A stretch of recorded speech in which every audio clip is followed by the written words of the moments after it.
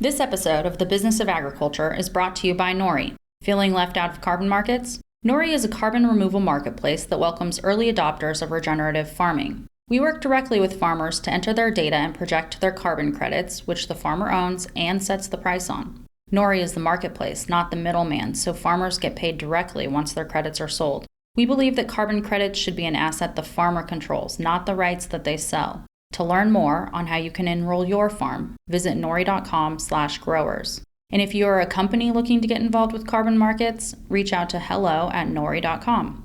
Nori, a carbon marketplace for early adopters. Visit nori.com/growers.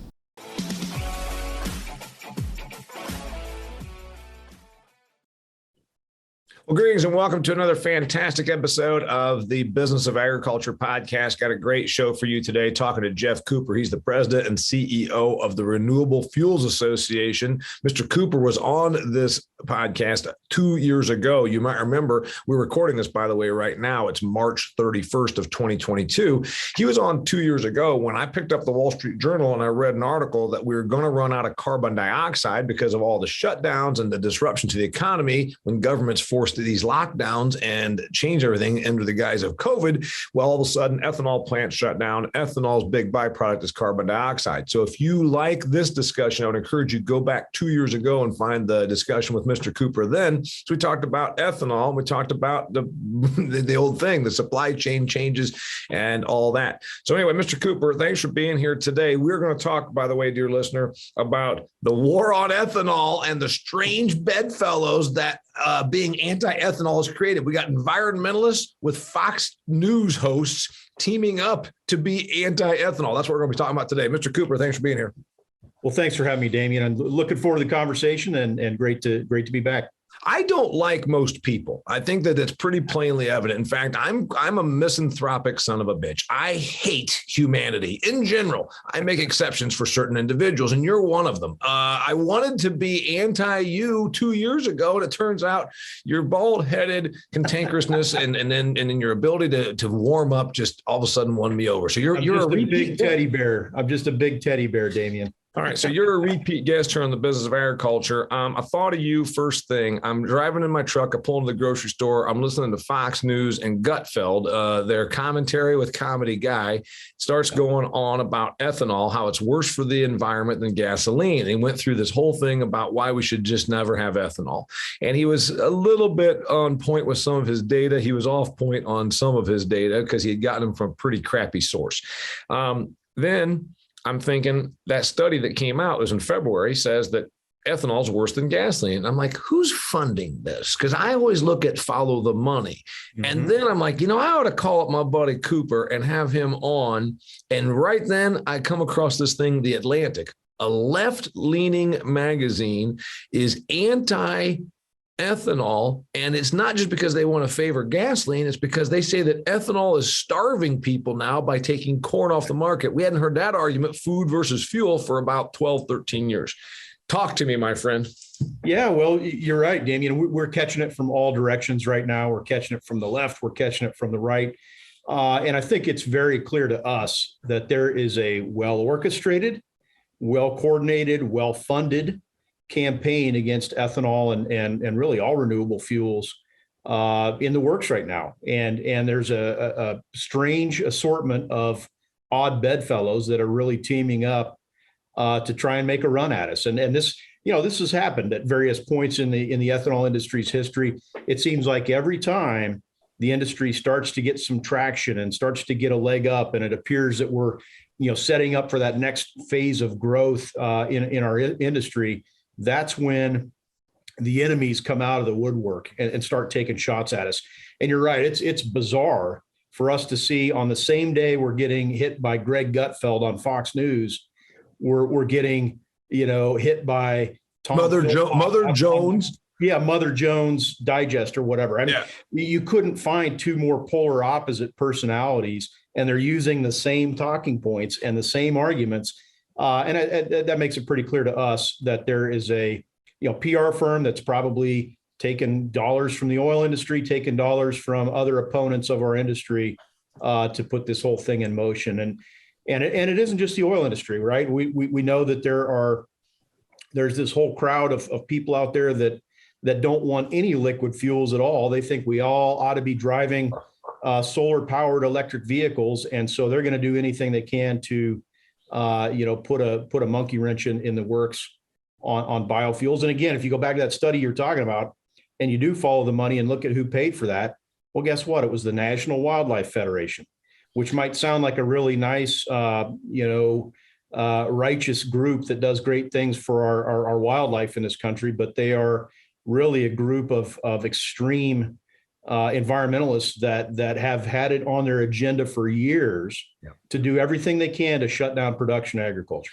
All right, Jeff, let's just agreed. And I think anybody listening to this, they'll know that we are pro-agricultural people, but I've also been, and when you came on the program 2 years ago, I said, let me tell you, I've made this statement to my ag audiences for 6, 8, 9 years. Ethanol was a short-term solution to a long-term problem. The short-term solution being to burn through supply. And it does. Ethanol is using 36 to 38% of our corn crop. And the problem the longer-term problem is that we generally have always had too much corn.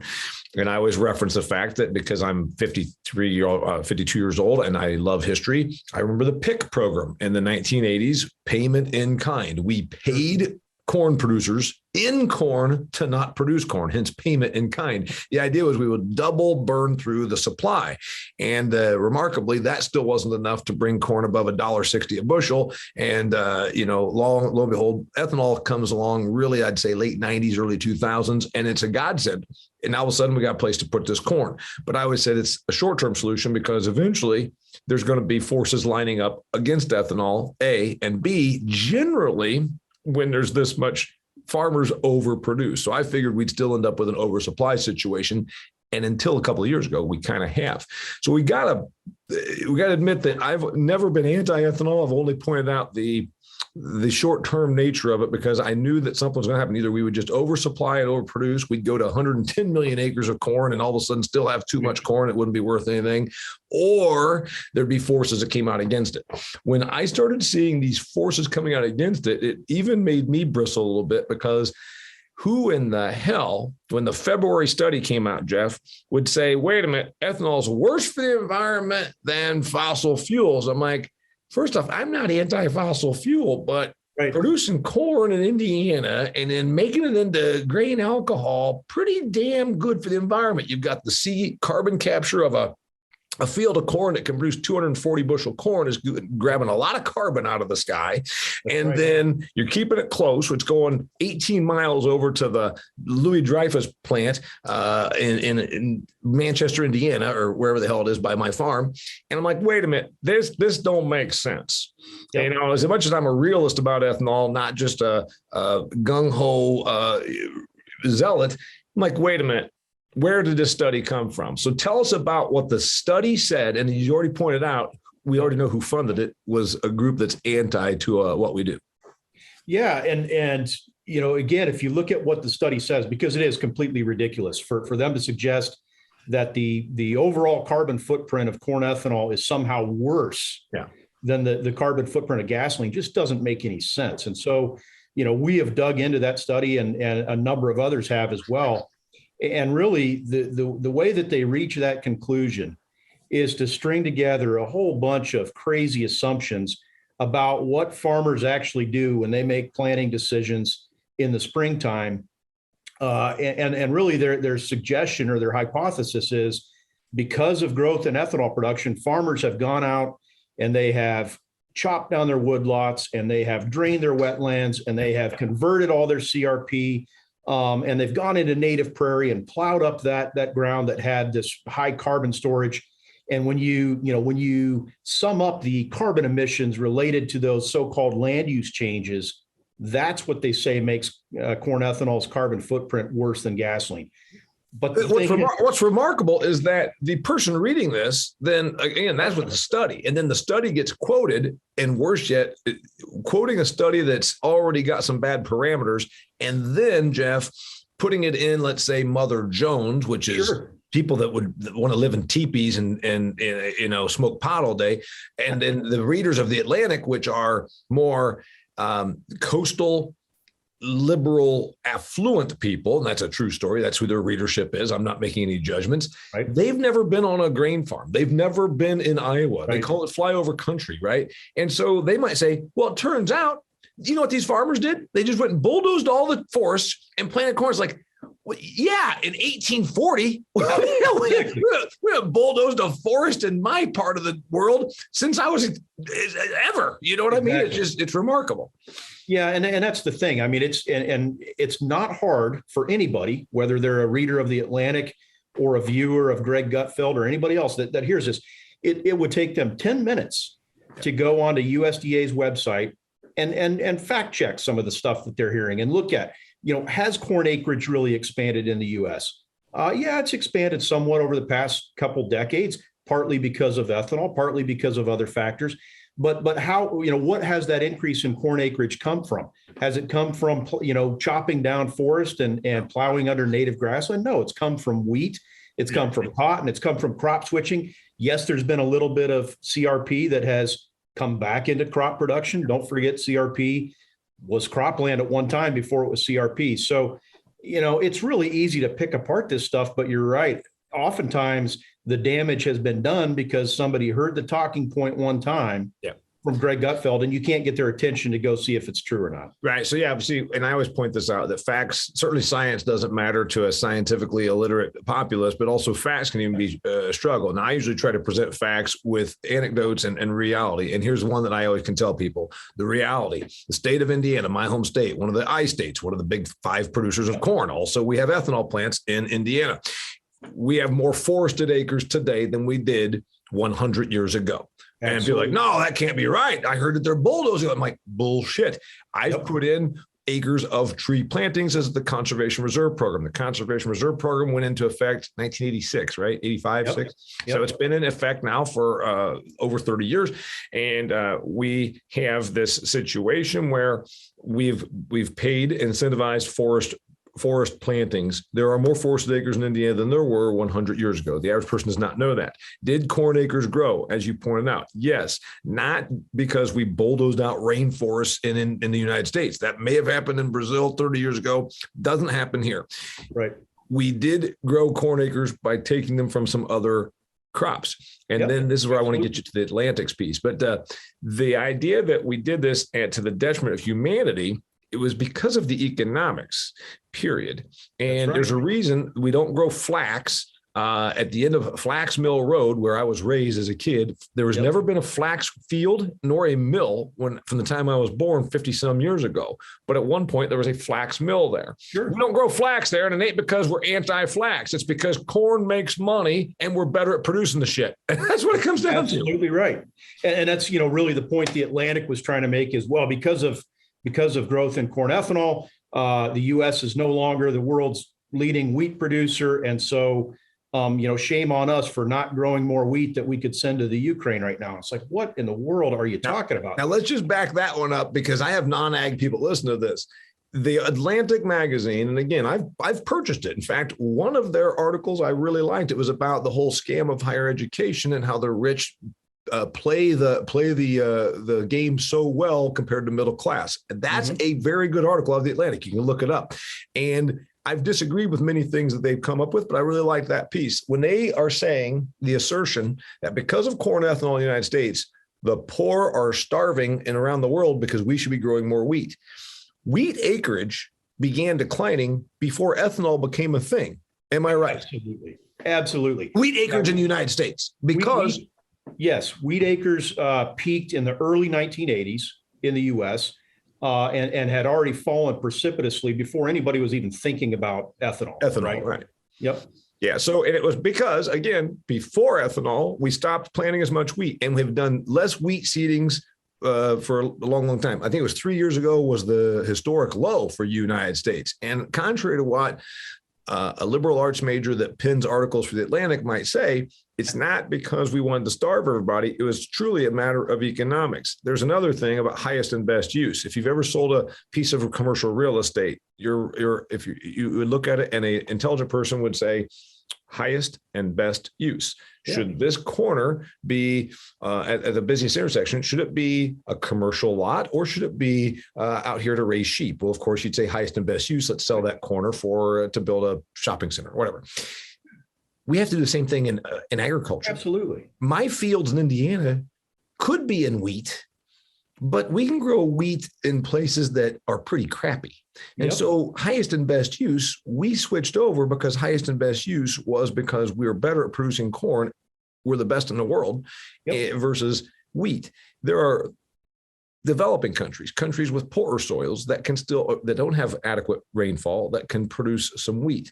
Right. And that seemed to be lost in this article in the Atlantic. Yeah, it does. I mean, you look at the Black Sea region, right, where all this turmoil is happening today, and they recognized in the 1990s and early part of the 2000s that they have a comparative advantage. Kind of post-Soviet Russia realized that, hey, we can grow a lot of wheat over here. We can do it cheaper than they can in the U.S. We're closer to the major export markets for wheat, whether it's Egypt or Turkey or China.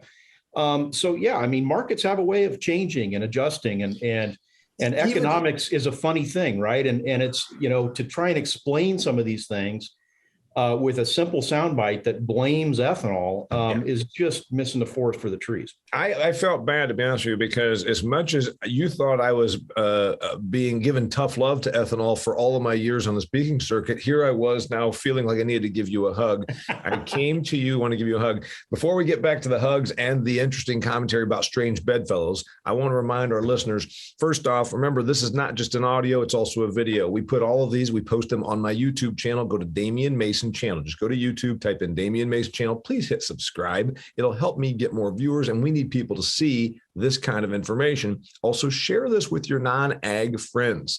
We do a lot of preaching to the choir in ag, and one of my proudest things is that I get some reach outside of ag. When I'm on Cheddar News or on Newsmax TV, I have a lot of non-ag people that keep up with it. The more you share this around with your non-ag people, the better, because they need to hear the truth and the reality of agriculture and the economics of it. Also, I want to remind you to check out the great work I'm doing over at Extreme Ag. Go to extremeag.farm. There's no E on the front of it, just extremeag.farm, a consortium of 5 forward-thinking, successful farming operations, setting yields and doing trials on their farms, business practices, new products, all kinds of stuff. I'm helping them create the content. You can check out the videos. It's free. Just go to extremeag.farm. All right, strange bedfellows. The study comes out funded by National Wildlife Federation, you said? That's right. And here's what's interesting. They're anti-ethanol, but one of the big World Wildlife Fund, and this is a few years ago, most people would be shocked. Again, what happens is, these groups that are kind of environmental get taken over by environmentalists, right? I mean, you're a wildlife guy. I'm a wildlife guy. I love wildlife. I own woods. I go hiking in the mountain preserve and look at birds. But I don't give money to the National Wildlife Federation because they get overtaken by extremists. So those extremists somehow decided they were anti-ethanol. I don't think it was just them. I think there's follow the money. What the hell happened? That's right. I do think if you're able to step back and really connect the dots, what you're saying is exactly correct. There are connections behind the scenes that a casual member of the National Wildlife Federation, somebody who loves watching deer and is a bird watcher, they may not know what sort of political activity the organization they are funding is really up to. And we are convinced that there is an unholy alliance of some of these, quasi-environmental groups with some of the oil companies and the oil industry, and they are hell bent on snuffing out or trying to snuff out any competition for petroleum, and we've seen it over the decades. And you might wonder why in the world would a purported wildlife group have any interest in partnering up with the oil industry. And we think there's a number of reasons that they would. And one of those I mentioned earlier, they think, hey, if we can work with keep your friends close and your enemies closer. If we can work with one of our enemies to snuff out one of our other enemies, that's great. And then we'll move on and take on these guys later. And we think there's some of that is what's happening. And like I said, a lot of these environmental groups claim to be big supporters of electric vehicles. And so it doesn't bother them to snuggle up with the oil guys to try and take on what they see as the biggest competition to electric vehicles in the future, which is renewable fuels. Yeah, biofuels. Yeah, biofuels. So it's an interesting thing. It was several years ago, the anti-GMO debate is damn near gone away. I would say 2014 to about 16, 17, there was about a 3-year window in there where it was just at a fever pitch. And then I kind of predicted, I said, eventually this won't matter. All this debating over law labels. I said, just tell me, you just went and drank a beverage out of your refrigerator. Did you read the label? What's on that label? And they would be hard pressed to remember, other than if it was a Coke, it was a red can with cursive writing, or if it was, a Pepsi, it'd be the Pepsi, whatever. Yep. And I said, eventually this won't matter. This whole GMO debate goes away because the consumer is going to lose interest. It's at a fever pitch right now, but eventually the labels become ubiquitous. Nobody knows. If you pick up a gallon of milk, it still says no RBST. I can ask any of my suburban neighbors out here in Arizona, hey, what's RBST? I don't know. No Do you know idea. there's none of it in your milk? Maybe. I guess maybe I remember seeing that on a label. It's recombinant bovine somatotropin, which is a hormone, and I can go through the whole thing. So I'm a dairy farm guy. Yep. The point is GMOs, and I'm getting off on this because, Mr. Cooper, there was this crazy thing where the World Wildlife Fund had to take a position and said, we are for modern agriculture. We support genetic engineered food crops. Yep. And that the zealot environmentalists that give money to the World Wildlife Fund came out of there, lost their minds. And Absolutely. why did some brave person within World Wildlife Fund said, if we're about protecting biodiversity in third world countries, developing countries where they're doing slash and burn agriculture and bulldozing the rainforest, the very thing that we're being accused of, which we're not even doing here, the best way to do that is by having higher yields on productive acres. You can do that through genetically engineered food crops. Holy shit. That somebody lost their job at World Wildlife Fund because even though that's all true, feelings trump truth. And that some big donor that's, Sam Walton's granddaughter that's worth $1 billion that thinks she's a tree hugger probably said, I'm going to have you fired if I keep giving money to World Wildlife Fund. So it's not only the strange bedfellows, it's that some of these groups are terrified to take a stand for facts because the donations dry up. Well, absolutely. I mean, their reason for being is to have something to fight against, right? And if there's nothing to fight against, then their donations dry up and people lose interest. And they got to keep the fight going. And the problem is they can't even necessarily, Jeff, embrace facts because once they do, again, the billionaire daughter of Sam Walton that's sitting on Walmart trust fund money says, well, I'm going to give you $10 million every year, but not unless you oppose ethanol or GMOs or whatever. And they say, shit, I guess we got to keep the money train coming in. Otherwise we all go get real jobs. And we don't want to do that here at the National Wildlife Federation. Right. No, that is how it feels. It feels like some of these same myths and misinformation stuff that we have, debunked time and time again, 10 years ago, 20 years ago, it gets recycled periodically by these same groups, because again, they got to keep keep their donors excited about this problem that they are trying to solve, and this crusade that they're on. So basically what you're saying is being opposed to ethanol is kind of like bell bottoms. It ain't pretty, but every 20 years they're going to come back with it, right? Every 20 years bell bottoms come back. Every 20 years being opposed to ethanol comes back into being stylish. And every time it comes back, fewer and fewer people embrace it, and it looks worse every time. And I think that's what's happening. You talked about nobody's really talking about GMOs anymore. You get to a point where it doesn't matter. We're getting close to that with some of this ethanol stuff. We still hear the attacks, but I think people have seen, people are more skeptical of some of the nonsense they're hearing from some of these environmental groups today and what they're hearing from the oil companies. And I think they understand the motivations behind some of these claims at this point. I don't disagree. And I think I'm worried about humanity, that they still do fall for what's looking increasingly Orwellian. When the media, I saw something on social media, a smart person said, we've always been at war with Oceania. And I thought, good God, he gets it, which is, of course, a line from Orwell's 1984, Yep. where when history changes, they just go, when facts don't suit the narrative, you just go and burn all the books and put in and change what history apparently is. We're doing that increasingly. A question for farmers and agricultural landowners. Have you ever lost yield to unexpected pest or disease? Well, of course you have, because every season you're forced to guess about some of the most important management decisions. But now you don't have to guess. Pattern Ag offers the most advanced soil analysis available today. In addition to a comprehensive nutrient analysis, like any soil survey is going to do for you, Pattern can predict next season's risk from the most damaging of pests and diseases, including corn rootworm, soybean cyst nematode, sudden death syndrome, and more. So for the first time ever, a single soil analysis can help you optimize your crop protection and fertility spend at a subfield, field, and operational level. Time to refine your management decisions. Time to optimize your inputs and maximize your yield. Simply go to www.pattern.ag and get started today. Let's talk a little bit about the history, speaking of which, of ethanol. I told you it was invented largely as a way to burn up corn. It has grown even beyond what I anticipated. And there's going to be the people that say, well, it's this damn renewable fuel standard. It was what, 2005 renewable fuel standard? Yep, that was the original program. Yep. That dictated that we have to put ethanol into some of our stuff. That still is there. It's still a hot button. The refiners, the oil money goes and gets exemptions around having to do that, which then decreases the amount of demand for ethanol. Kind of bring me from history up to till now. What's it look like, and what's consumption even look like in the year 2022?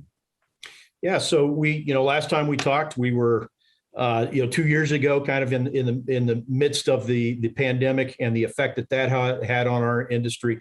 We've really bounced back from that, and we have the industry kind of running at pre-pandemic levels again today. And we expect to produce somewhere between 15.5 and 16 billion gallons of ethanol this year. So again, you talk about what a significant market for corn that is. You're talking about 5 billion bushels plus of corn consumption by the ethanol industry. Now, not all of that becomes ethanol. About a third of that corn, of course, becomes the distillers' grains and corn oil and other co-products. Is that a good number? Like the person that's my buddy in the suburbs of Chicago listening to this, 5 billion. We produced last year about 14 to 15 billion bushels. Yep. So it's about 35 to 38% of the corn crop in the United States goes to ethanol, but it doesn't just go there and get done. We bring back byproducts, dried distiller grains, and what are the other products? Byproducts? Absolutely. Yeah. So when you put a 56-pound bushel of corn into the front end of an ethanol plant, you're going to get about close to 3 gallons of ethanol,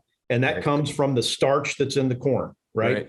Then you're going to get about 16 to 17 pounds of distillers grains, and that's the protein and the fat and the fiber that was in that original corn. That's concentrated, and that becomes the animal feed. Increasing out of 56 pounds, that's about 16, 17 pounds comes back. So about a fourth of what went in, a third to a fourth of it comes back out. And we use that for animal feed as a protein source, because to the average listener that's maybe not all about this, a corn kernel is about 80% carbohydrate and the rest being some protein, a little bit of fat. Am I right?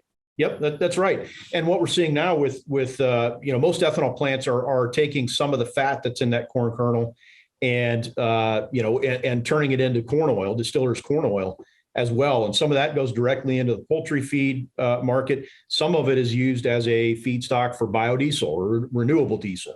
Okay, so the oil that comes from some of your plants that you represent doesn't typically end up in human consumption. It's a byproduct from the ethanol, but it is suitable for animal feed because it's an oil and or for some other use, like you said, biodiesel using an oil source. Yep. So 5 billion bushels so like you said, 35, 38% of the corn crop goes into the ethanol plant, but about a third of that comes back out in some other form. So it's a tremendous product. Got a spike in 05 with the renewable fuel standard. Yep. Where are we today versus pre-05? Are we doing double the amount of ethanol? Versus 05, we are probably quadruple the amount of ethanol that we were producing in 2005. We were somewhere around 3.5 or 4 billion gallons of annual production in 2005. So the RFS really created this environment where investors felt like, yeah, there's going to be a market for this product. Mm-hmm. And so they went out and they raised money and they built these ethanol plants, and it really created that safety net. And that's maybe not the best term to use, but it created that foundation for them to sink their dollars into this sector. I think I remember when we talked 2 years ago, about 200 ethanol facilities, mostly in the Corn Belt, of course, because that's where the corn is. And about half of those produced CO2 as a byproduct and half did not. Is that my memory serving me correctly? You're real close. There are about 200 ethanol plants, most in the Corn Belt. The number of plants today that are capturing the CO2, because that's the other thing that happens during fermentation, is you get about 17 pounds of CO2. It's closer to 25-30% of the industry that's capturing CO2 today. Okay. And as we talked about a few years ago, that CO2 is an essential product that people don't even really think about until it's not there. Welding, right? Industrial applications, healthcare, and then of course food and beverage for like your soft drinks. Absolutely. Wastewater treatment you could throw on there, dry ice production, meat processing, which fits into food and beverage. So it is a very important product with a lot of important uses. And the ethanol industry is the nation's largest supplier of industrial CO2 for all those different customers. So Jeff, besides the the strange bedfellows of you've got environmental groups teaming up with oil companies, and incidentally, this is not the first time. Right. The media doesn't play much because the media plays down to the dumbest level or whatever they can motivate the individuals to do. Unfortunately, I saw one story about this and I said, of course, some of us that always look behind the scenes, again, follow the money and what's the real purpose. Putin funded environmental groups in Europe to oppose energy production in Europe under environmental grounds. Why would you do that if you're Russia? Oh, go ahead and fill in the listener in case they're wondering, is that true? And why would such a thing happen? And you know the reason. Well, we certainly have seen those articles and the analysis that suggests, yes, Russia was pouring money into efforts to oppose domestic energy production within the European Union. Why? So the European countries would be dependent on Russia for oil and gas. And we're seeing the result of that right now when about 30 to 40% of the fossil fuel energy that Europe uses comes from Russia. And now you've got sanctions and you got high prices and everything else going on. I mean, it is putting a major squeeze on their economy. And so, we think that's a really good reminder of why we need to be doing more here domestically to insulate ourselves from that same sort of situation, whether it's producing more domestic biofuels like ethanol, or guess what? We're not opposed to increasing production of fossil fuels domestically if it's done in a responsible way. We all need to work together to truly enhance our energy security in this country. And unfortunately, we're not there yet, right? So, when a madman half a world away can invade Ukraine and it jacks up our pump prices here by $1 a gallon, we still have a problem. More than $1, but yes. Incidentally, when I'm accused of anti-modern ag people that I'm a mouthpiece for Monsanto, I used to say that shit to me all the time, or that I'm just a spokesperson for big ag, the real easy counterpoint is, well, who's responsible for the messaging that you seem to be fighting for? And they don't understand that there are many readers of The Atlantic that believe themselves to be well-educated, intelligent, and they are, and well-off, and they are. That's who their readership is, that believe themselves to not be influenced by outside sources. And if you told them, do you realize Russia got environmentalists to run around carrying signs and protesting to do away with domestic energy production under the guise of it's better for the environment because it benefited Russian fossil fuel production? So, hey, dumbass, be careful about what protest sign you think you're carrying, because you might just be nothing more than a useful idiot and a pawn for a greater cause. And if you told the National Wild Federation membership that, they would bristle. But it's like, you might just be being a cog in the wheel right now of a bigger PR agenda by fossil fuel.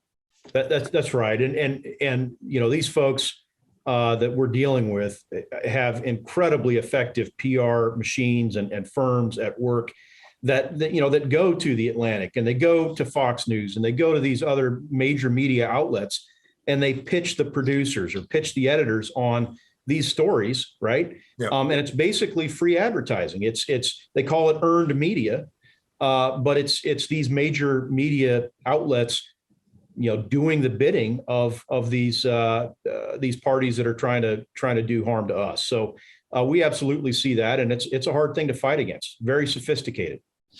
Yeah, it is. So I just put on social media a couple of hours ago when I was reading that the Biden administration is asking for essentially wartime powers legislation to amp up and ramp up mining, fast track lithium, cadmium, nickel, and what's the other one? It begins with the B. It's another heavy metal that's a nasty shit that you'd be terrified if it was somehow laying in your living room, but you think it's great because it's going to go into electric car batteries.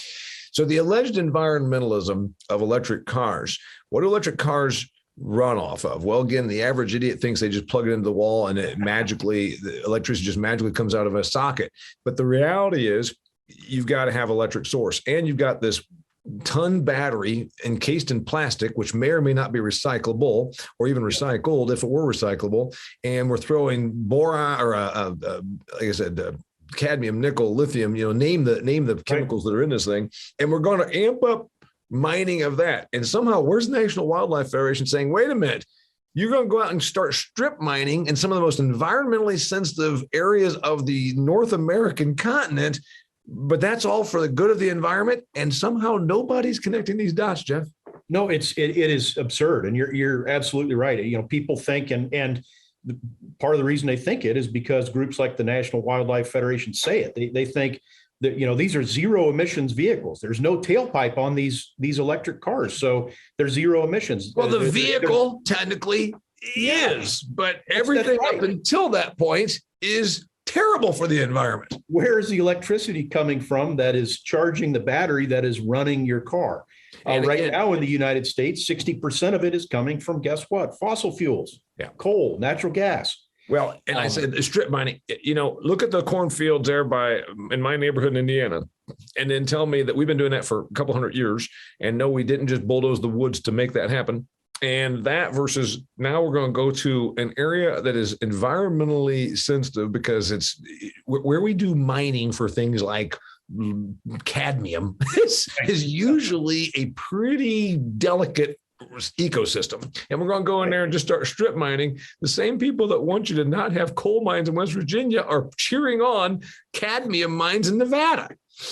And not only that, we don't here in the United States really have all that much of those rare minerals that you need for batteries. Guess who controls the overwhelming majority of the world's resources when it comes to rare earth minerals? Of course, China. It's China. So imagine, and now here's a big kicky here, and I would love my ag people to just the next time you're having drinks with non-ag people, do me this favor. Say, hey, you probably heard that ethanol is really bad for the environment. Yeah, I did hear that. Say, so guess what? What if China is controlling that messaging? And then use the Russia example, funding environmental groups in Europe to protest against domestic energy production, which they did. Domestic energy production shuts down, and Russia literally has Europe over the barrel of oil.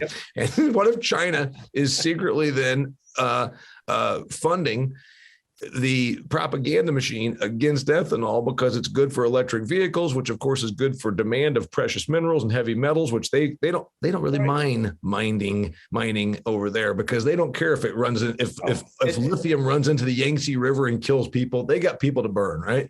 And guess where we import a lot of the parts that go into our electric vehicles from? Those are made in China. So that's how these PR battles are fought. And you're right. I mean, if you look behind the curtain and connect the dots, it's not always that difficult to see who's really pushing some of this stuff. Follow the money. I've pointed out when Bill Gates and Bezos and Musk own lithium mines in third world countries in South America, where they're not doing any environmental compliance. You tell me that this is about saving the world and the environment? No, it's about oligarchs profiteering. And I think they're also controlling the messaging. So your thoughts on how ethanol wins? Do we, or are we just truly going to be shut out? Because how do we fight China and Russia and the oligarchs like Gates that are controlling the messaging against ethanol? Well, I'm going to go back to your analogy on milk, right? And the GMO discussion that we had a few minutes ago. Consumers care about one thing primarily, and that is their pocketbook. And right now, you've got ethanol priced $1 a gallon below gasoline. And there is, the administration is out there turning over every rock they can, looking for ways to bring down gas prices. Well, using more ethanol would be the easiest way to do that. And by the way, it would also be the most environmentally responsible way to do that. So I guess, I say all that because our view here is, look, the product that our industry is making day in, day out is a good product. It's low carbon, it's low cost, it's American made, it supports agriculture. And we think, ultimately those values, those characteristics are going to win out. We think there's going to be a role for ethanol long-term in our transportation fuels infrastructure here in the U.S. Will we continue to grow? I think we will.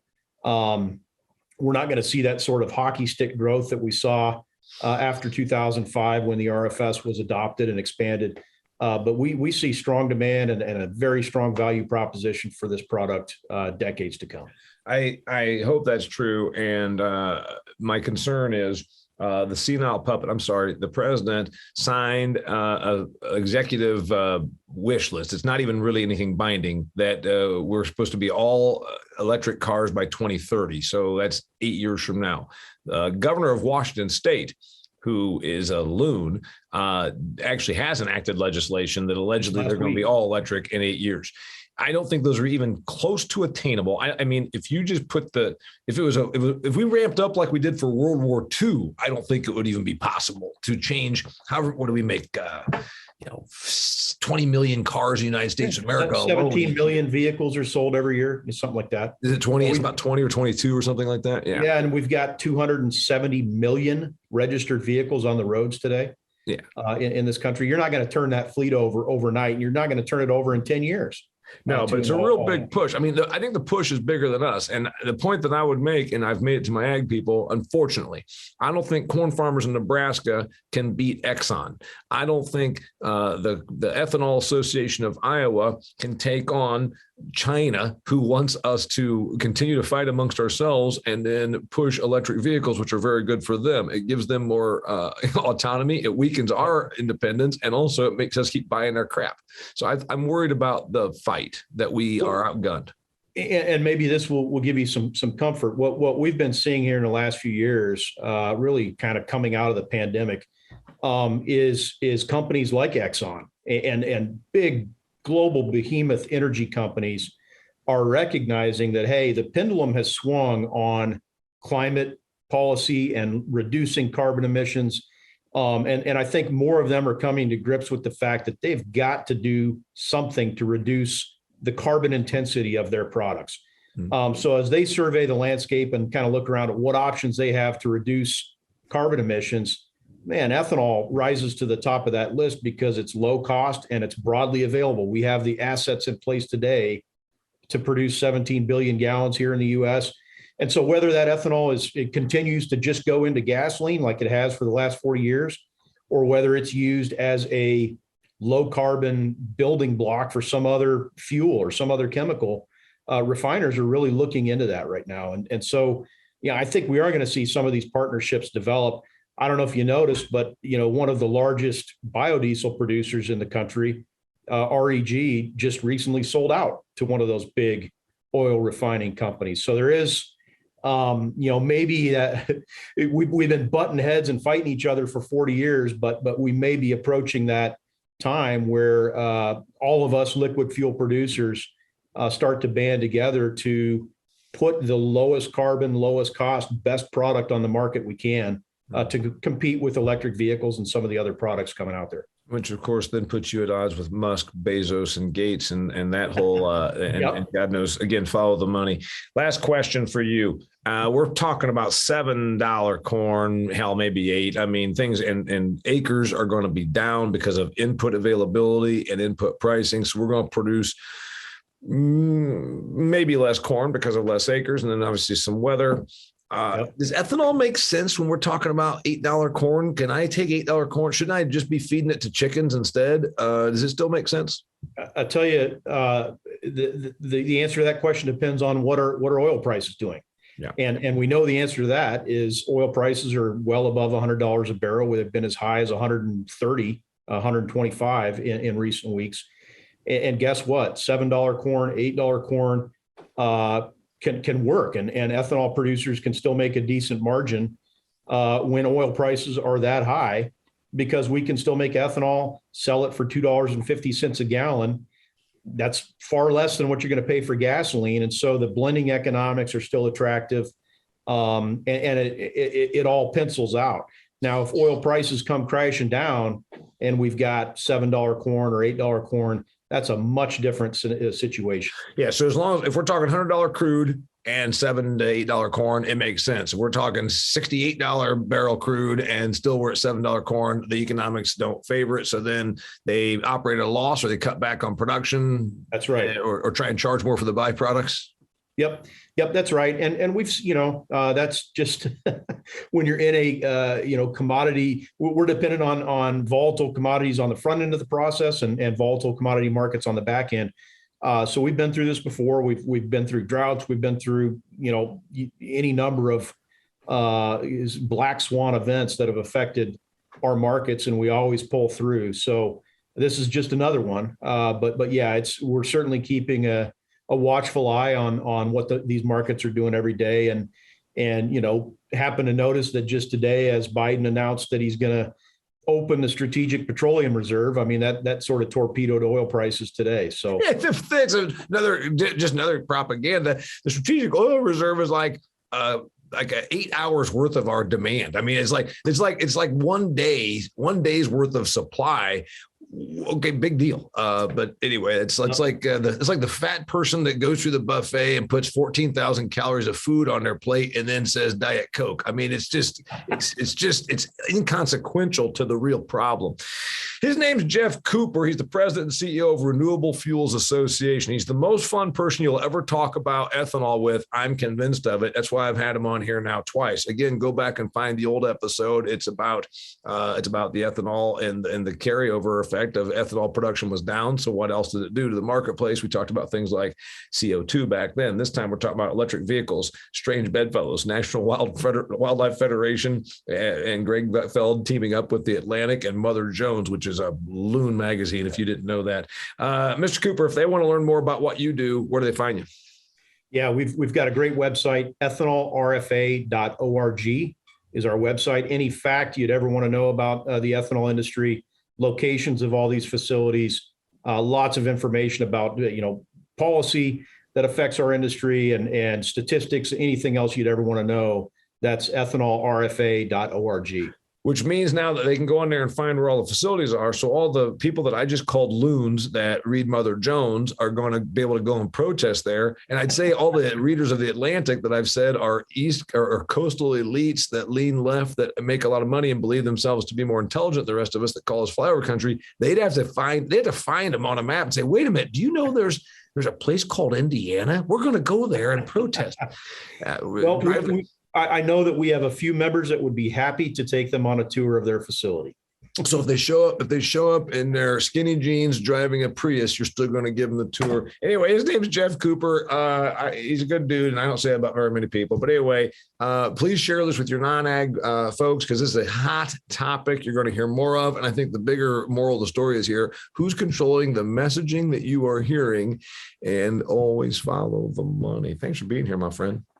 Thank you, Damian. It's been fun. Until next time, it's the Business of Agriculture. This episode of The Business of Agriculture was brought to you by Nori. If you're feeling left out of carbon markets, Nori is a carbon removal marketplace that welcomes early adopters of regenerative farming. We work directly with farmers to enter their data and project their carbon credits, which the farmer owns and sets the price on. Nori is the marketplace, not the middleman, so farmers get paid directly once their credits are sold. We believe that carbon credits should be an asset the farmer controls, not the rights that they sell. To learn more on how you can enroll your farm, visit nori.com/growers. And if you are a company looking to get involved with carbon markets, reach out to hello@nori.com. Nori, a carbon marketplace for early adopters. Visit nori.com/growers.